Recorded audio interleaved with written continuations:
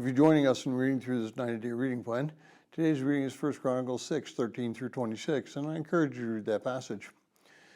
Well, verse 23 of this section throws out a name you may or may not recognize. It throws out the name of Elkanah. This is the same person who was Samuel's father. It's interesting to note that first in 1 Samuel he's called an Ephraimite, even though he is from the tribe of Levi.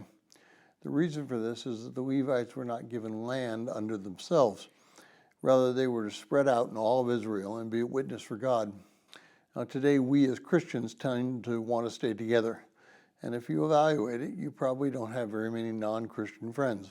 If you live in one of the many cities in the United States, your garage faces the alley.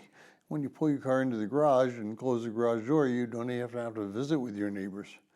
To add to the problem, you have problems like Facebook and programs like Facebook, where you can look at people and become friends with them, so to speak. You really don't have to deal with these people, but they could be your friends. You can learn about some innocuous fact about them and probably many things that you never wanted to know. But this is not the way it's supposed to be. We're to be witness to the world in our relationship with Christ.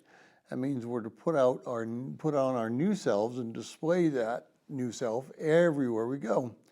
Whether it's to the grocery store or work, movies, or wherever, people are supposed to be able to see us as being different. We are to be representatives of God. Now, based upon our actions, that's not exactly what we'd like to be. We want to be like the rest of the world. We want to have the things that the rest of the world has. We want to do the activities that the rest of the world wants us to do. We even want to worship in the same way the rest of the world enjoys entertainment. We just call it worshiptainment. We're supposed to be in the world, but we're not supposed to be of the world. We're supposed to be witnesses in the world. We're not supposed to be representatives of the world. We are to be different. We are to be holy, and we are to be repentant.